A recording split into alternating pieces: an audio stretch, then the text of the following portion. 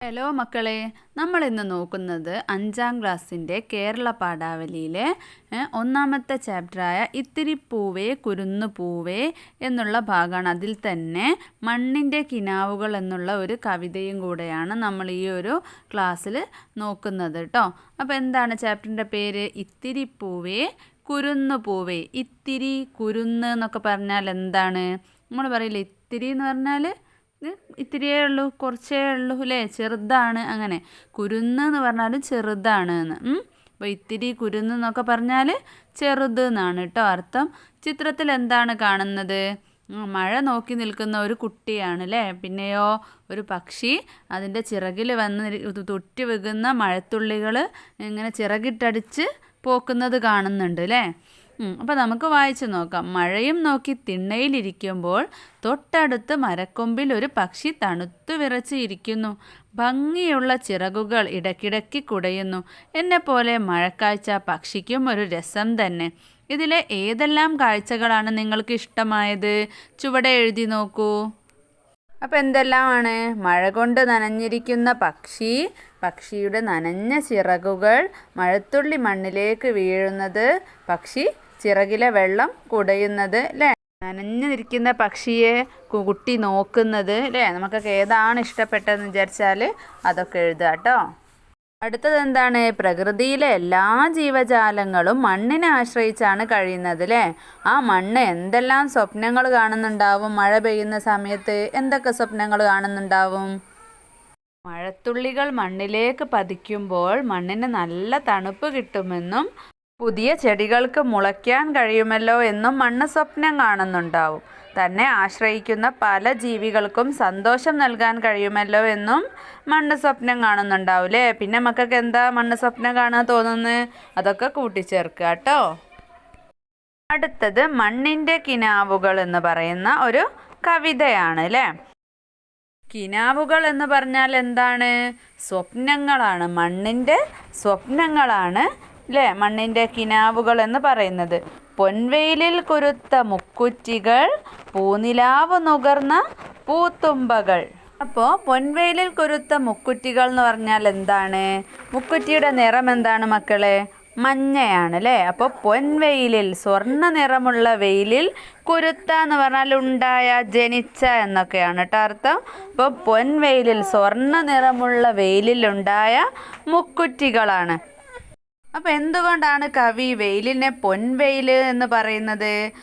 മുക്കുറ്റിയുടെ മഞ്ഞ നിറത്തെ ഉപമിക്കാനാണ് അല്ലേ. മുക്കുറ്റിക്ക് മഞ്ഞ നിറമായതുകൊണ്ടാണ് പൊൻവെയിൽ എന്ന് കവി ഉപമിക്കുന്നത്. അടുത്ത വരി എന്താണ്? പൂനിലാവ് നുകർന്ന പൂത്തുമ്പകൾ. തുമ്പയുടെ നിറം എന്താണ്? വെള്ളയാണ് അല്ലേ. അപ്പോൾ പൂനിലാവ് നുകർന്ന. ഇപ്പോൾ പൂനിലാവ് എന്ന് പറഞ്ഞാൽ ചന്ദ്രൻ്റെ വെളിച്ചമാണ് അല്ലേ. ചന്ദ്രൻ്റെ ആ വെള്ള നിറമുള്ള വെളിച്ചം. നുകർന്ന എന്ന് പറഞ്ഞാൽ കുടിച്ച പൂത്തുമ്പകൾ. അതുകൊണ്ടാണ് തുമ്പയ്ക്ക് വെള്ള നിറമായതുകൊണ്ടാണ് ചന്ദ്രൻ്റെ വെളിച്ചം കുടിച്ചിട്ടാണ് പിന്നെ വെള്ള നിറമായതെന്നുള്ള രീതിയിൽ ഉപമിക്കുന്നത്. അപ്പോൾ ഇതിൻ്റെ വാക്കുകളുടെ അർത്ഥങ്ങളൊക്കെ ഈ ഒരു കവിത കഴിഞ്ഞിട്ട് ലാസ്റ്റ് എഴുതി കൊടുക്കാം കേട്ടോ. നമുക്കൊക്കെ വേണമെങ്കിൽ എഴുതിയെടുക്കണേ. അടുത്ത വരി, സന്ധ്യ നെഞ്ചത്തെടുത്തു ലാളിച്ചതിൻ ചന്തമാകെ പകർന്ന ജമന്തികൾ. അപ്പോൾ സന്ധ്യയുടെ നിറം എന്താണ് മക്കളെ? ഒരു മഞ്ഞ ഓറഞ്ച് കളറാണ് അല്ലേ. അപ്പോൾ എന്തുകൊണ്ടാണ് ജമന്തിയുടെ നിറം അതുപോലെ തന്നെ ഓറഞ്ച് അല്ലേ. അപ്പം അതുകൊണ്ട് സന്ധ്യ നെഞ്ചത്തെടുത്തു ലാളിച്ചത് കൊണ്ടാണ് അല്ലേ. സന്ധ്യ ജമന്തിയെ നെഞ്ചത്തെടുത്തു ലാളിച്ചത് കൊണ്ടാണ് ചന്തമാകെ പകർന്ന, ചന്തം എന്ന് പറഞ്ഞാൽ ഭംഗിയുള്ള ജമന്തി പൂക്കളായത് എന്നല്ലേ. ജമന്തിക്ക് ആ ഒരു നിറം വന്നത് സന്ധ്യ നെഞ്ചത്തെടുത്തു ലാളിച്ചത് കൊണ്ടാണെന്നാണ് കവി ഉപമിച്ചിരിക്കുന്നത്. ഇനിയോ, മഞ്ഞ നക്ഷത്രമെന്ന പോൽ വേലിയിൽ മഞ്ഞണിഞ്ഞു വിരിഞ്ഞ കോളാമ്പികൾ. കോളാമ്പിപ്പൂവിൻ്റെ നിറം എന്താണ്? മഞ്ഞയാണല്ലേ.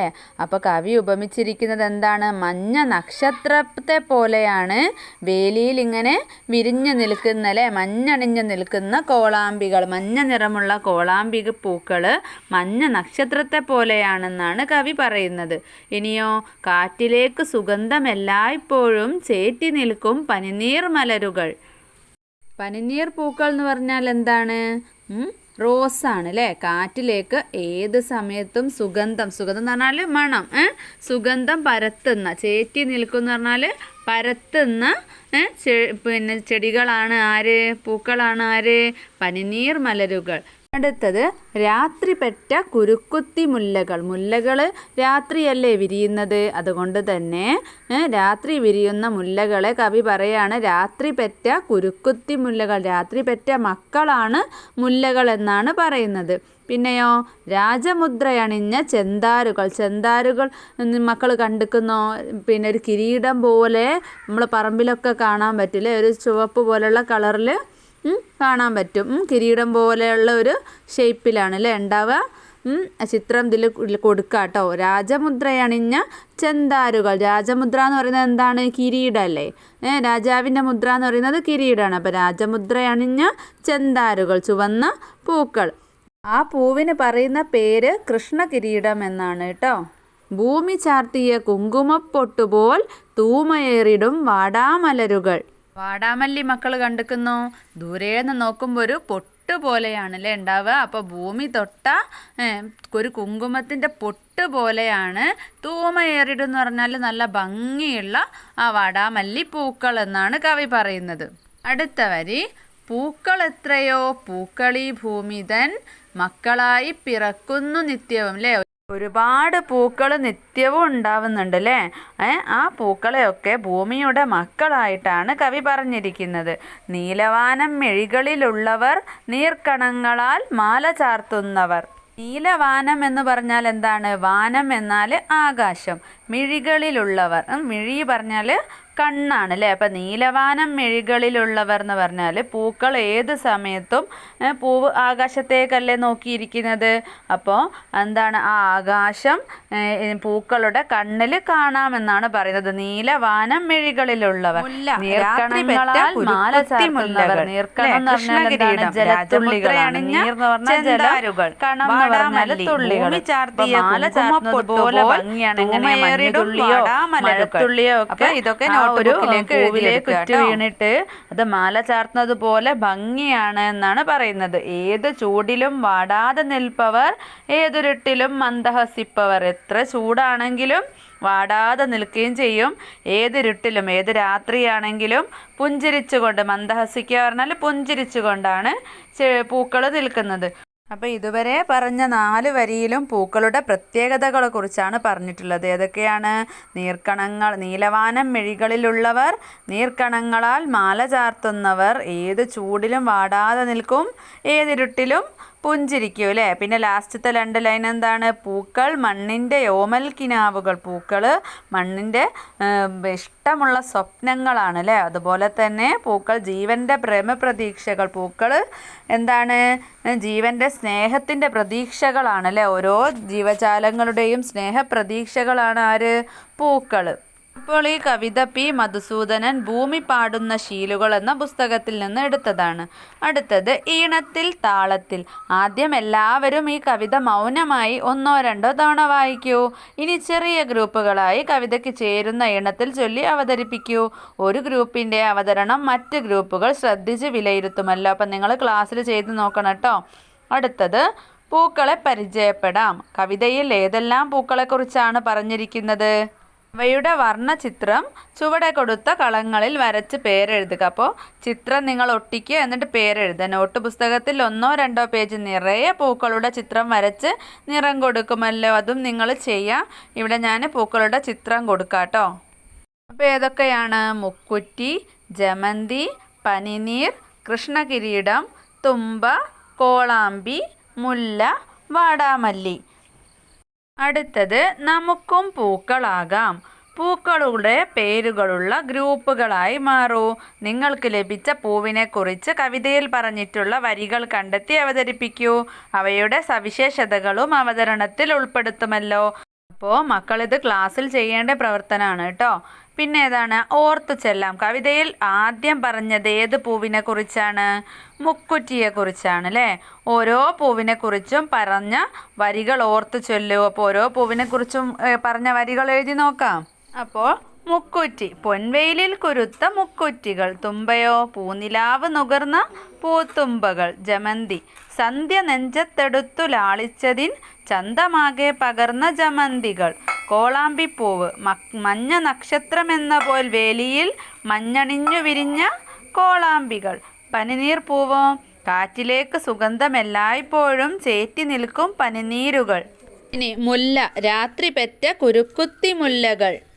അടുത്തത് കൃഷ്ണകിരീടം. രാജമുദ്രയണിഞ്ഞ ചെന്താരുകൾ. അടുത്തത് വാടാമല്ലി. ഭൂമി ചാർത്തിയ കുങ്കുമപ്പൊട്ടുപോൽ ഭൂമയേറിടും വാടാമലരുകൾ. അടുത്ത ചോദ്യം.